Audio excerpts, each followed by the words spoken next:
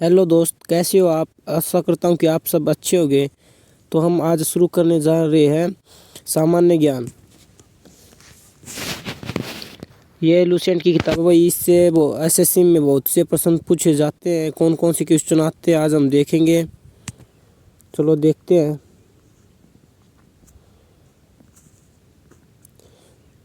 आज हम इतिहास स्टार्ट करने जा रहे हैं। इतिहास हमारा 3 भागों में विभाजित है, जिसमें प्राग ऐतिहासिक काल और आद्य ऐतिहासिक काल और इतिहास है। प्राग ऐतिहासिक काल ऐसा काल है जिसमें लिखित ना तो साक्ष्य मिले हैं, ना ही कोई प्रमाण मिला है। आद्य ऐतिहासिक काल ऐसा ऐतिहासिक काल है जिसमें लिखित साक्ष्य तो मिले गए हैं, लेकिन उसे पढ़ा नहीं गया। और इतिहास में लिखित साक्ष्य मिले हैं और जिन्हें पढ़ा भी जा सका है। तो सबसे पहले हमें इतिहास पढ़ने जा रहे हैं। और इतिहास के पढ़ने से पहले हमें ये पता होना चाहिए कि इतिहास का रचयिता कौन था। तो इतिहास का रचयिता कौन था? हेरोडोटस। कौन था भाई? हेरोडोटस। तो इसमें हम भारत का इतिहास के बारे में पढ़ेंगे और इसमें देखते हैं कि कोई विदेशियों का आना कैसे हुआ, कौन कौन विदेशी बाहर से आए और उन्होंने हमारे भारत को क्या क्या नाम दिया है, तो हम देखेंगे। तो ये देखिए, उत्तर हिमालय से लेकर दक्षिण में समुद्र तक फैले उपमहाद्वीप भारतवर्ष के नाम से जाना जाता है, जिसे महाकाव्य और पुराणों में भारतवर्ष अर्थात भारत का देश तथा यहाँ के निवासियों को भारतीय और भारत की संतान कहा जाता है।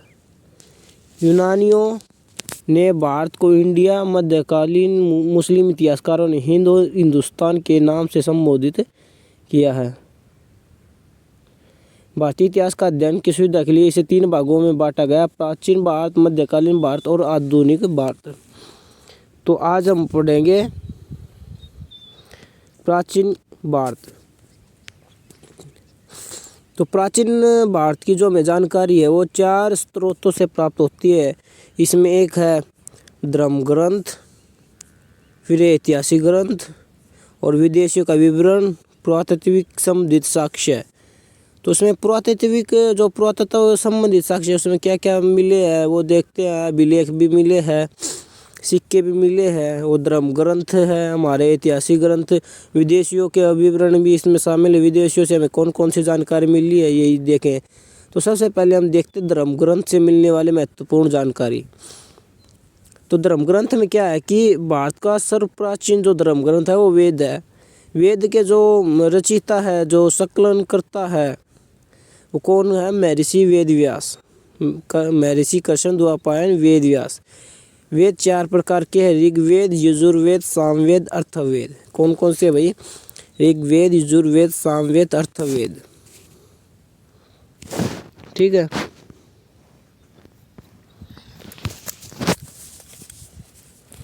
फिर हम देखते हैं ऋग्वेद के बारे में जानकारी देखते हैं हम। देखो,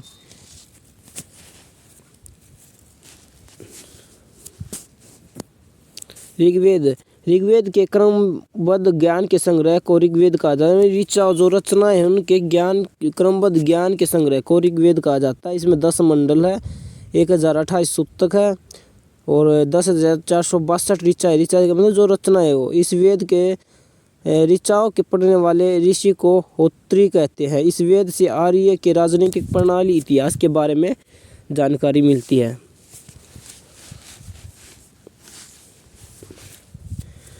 इसमें है भाई, विश्वामित्र द्वारा रचित ऋग्वेद के 3रे मंडल में सूर्य देवता सावित्री को समर्पित प्रसिद्ध गायत्री मंत्र है। इसके 9वें मंडल में देवता सोम का उल्लेख है। इसके 3रे मंडल में जो आप गायत्री मंत्र गाते हो ना, उसका उल्लेख किया गया है, जो सूर्य देवता सावित्री को समर्पित है, प्रसिद्ध गायत्री मंत्र, जो इसके ऋग्वेद के 3रे मंडल में है। और 9वें मंडल में देवता सोम का उल्लेख है। देखो यहाँ पर लिख रखा है, ये देखिए ये रहा। फिर है इसके 8वें मंडल की लिखित ऋचाओं जो रचना है ना, उनको खील कहा जाता है। चातुर्य वर्णीय समाज की कल्पना आदि स्त्रोत ऋग्वेद के 10वें मंडल में है। जो वर्ण व्यवस्था है आपकी, ब्राह्मण, क्षत्रिय, वैश्य, शूद्र, उसकी जो वर्ण व्यवस्था है उसको आपके ये 10वें मंडल में लिखा गया है। आदि पुरुष जो ब्रह्मा के कर्म से मुख भुजाओं और जगाओ चरणों से उत्पन्न हुआ है। फिर ये वामन अवतार के 3 पगों का आख्यान का प्राचीनतम जो स्तोत्र वो ऋग्वेद में है। ऋग्वेद में इंद्र के लिए 250 और अग्नि के लिए 200 ऋचाओं की रचना की गई है। प्राचीन इतिहास के रूप में वैदिक साहित्य में ऋग्वेद के बाद जो शतपथ ब्राह्मण का स्थान हमारे जो धार्मिक ग्रंथ है शतपथ ब्राह्मण उसका ऋग्वेद के बाद उसका ही उल्लेख है, उसको सर्वप्रिय माना गया है। फिर हम देखते हैं यजुर्वेद। जो यजुर्वेद शास्त्र पाठ के लिए इसमें जो मंत्री है जो बलि है मंत्रों है बलि के समय जो अनुपालन जो नियम बनाए गए हैं उनका किस प्रकार उनका पालन करना है इस सभी का उल्लेख यजुर्वेद में दिया गया है। और इसके जो पाठ्यकर्ता है उसको अथर्वणव्यूह कहते हैं। ये एक ऐसा वेद है जो गद और पद दोनों में है। इसके बाद हम देखते हैं सामवेद क्या है। इसके बाद आता हमारा सामवेद। देखिए इसके बाद है सामवेद। ये मतलब सामवेद का संबंध किससे संगीत से संबंध है वो संबंध है सामवेद का जिस हमारे जो इसके पाठ्यकर्ता को उद्धात्री कहते हैं और इसे भारतीय संगीत का जनक कहा जाता है। फिर हम देखते हैं अर्थवेद। ये देखिए ये है हमारा अर्थवेद। तो अर्थवेद क्या है जो अर्थवेद है ना उसके अंदर जादू तंत्र मंत्र जादू टोना जो भी मंत्र है विचार विश्वास अंधविश्वास है इन सभी का वर्णन इसी में किया गया है। इसमें सभा और समिति को प्रजापति की 2 पुत्रियां कहा गया है। और सबसे जो प्राचीन वेद है वो ऋग्वेद है हमारा जो सबसे प्राचीन वेद ऋग्वेद और सबसे बाद का वेद अर्थवेद है। वेदों को भली भांति समझने के लिए 6 वेदांगों की रचना की। जो हमारे वेद है उनको समझने के लिए 6 वेदांगों की रचना की है। तो वेदांग किसे कहते हैं? वेदों को भली भांति समझने के लिए जिनकी रचना की गई वो क्या है वेदांग, जिसमें शिक्षा है ज्योतिष है कल्प है व्याकरण है निरुक्त है और छंद है। फिर है भारतीय ऐतिहासिक कथा का सबसे अच्छा क्रमबद्ध विवरण पुराणों में मिलता है और इसके रचयिता को न लोमहर्ष और उनके पुत्र उगतसर्वा माने जाते हैं। इनकी संख्या 18 है। मतलब जो पुराण हमारी पुराणों की संख्या कितनी है 18 है, जिनमें से केवल 5 मत्स्य वायु विष्णु और ब्राह्मण भगवान में ही मलिन में ही राजा की वंशावली पाई जाती है। पुराणों में मत्स्य पुराण है वो सबसे प्राचीन प्रमाणिक मानी जाती है। अधिकतर जो श्लोक ना श्लोक आप देखते होंगे संस्कृत में ही ज़्यादातर लिखे मिलते हैं। स्त्रियाँ तथा शूद्र जिन्हें वेद पढ़ने की अनुमति नहीं थी वे भी पुराण सुन सकते थे। पुराणों का पाठ पुजारी मंदिरों में किया करते थे।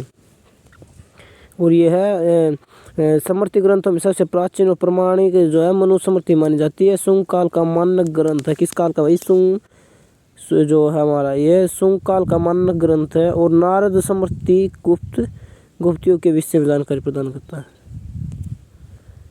फिर आ जाता हम जातक। ये जातक ग्रंथ में बुद्ध की पुनर्जन्म की कहानी वर्णित है। ये जातक ग्रंथ है जो बुद्ध धर्म से संबंधित है और इनमें 2 शाखा है हीनयान और महायान। हीनयान का जो प्रमुख ग्रंथ है वो कथा वस्तु है। कौन सा भाई? कथा वस्तु है, जिसमें महात्मा बुद्ध का जीवन चरित्र अनेक कथाओं के साथ वर्णित किया गया है।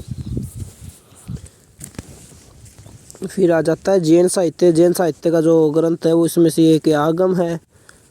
जैन धर्म का प्रारंभिक इतिहास कल्प सूत्र से ज्ञात होता है। और जैन ग्रंथ भगवती सूत्र में महावीर के जीवन कृत्य और अन्य समकालिकों के साथ उनके संबंधों का विवरण मिलता है।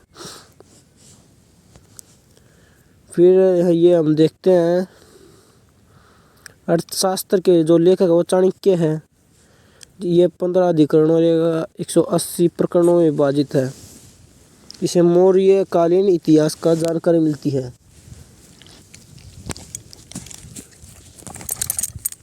संस्कृत साहित्य में ऐतिहासिक घटनाओं को क्रमबद्ध लिखने का सर्वप्रथम प्रयास कल्हण ने किया था। जो कल्हण के द्वारा रचित पुस्तक थी वो राजतरंगिणी थी। इसका संबंध कश्मीर के इतिहास से है। और जो पुस्तक लिखी गई थी वो राज तरंगिणी थी किसके द्वारा लिखी गई थी? कल्याण के द्वारा। उसमें क्या किस चीज़ का संबंध था? कश्मीर के इतिहास का। अरबों के सैन्य विजय का वृत्तांत चचनामा में है और लेखक इसके अली अहमद। अष्टाध्यायी पुस्तक के लेखक कौन है? ये पाणिनि है और ये इससे मौर्य के पहले के इतिहास और मौर्य ज्ञान जो राजनीतिक अवस्था की जानकारी प्राप्त होती है। कल्याण ये गार्गी संहिता है, ज्योतिष ग्रंथ है। किसका भाई? गार्गी कल्याण गार्गी संहिता का एक ज्योतिष ग्रंथ है। फिर भी इसमें भारत पर होने वाले यवन आक्रमण का मिलता है, मतलब उल्लेख मिलता है भाई। पतंजलि पुष्यमित्र शुंग के पुरोहित थे। इसके महाभाष्य से शुंगों के इतिहास का पता चलता है। तो ये थी भाई जानकारी। आपको कैसी अच्छी लगी? इम्पोर्टेंट इसमें बातें थी। अगर आपको वीडियो अच्छी लगी हो तो आप इसे लाइक करें, सब्सक्राइब करें और इसका जो अगला पार्ट हम क्लास 2 में देंगे और बहुत ही अच्छे ढंग से आपको समझाएंगे। जय हिंद।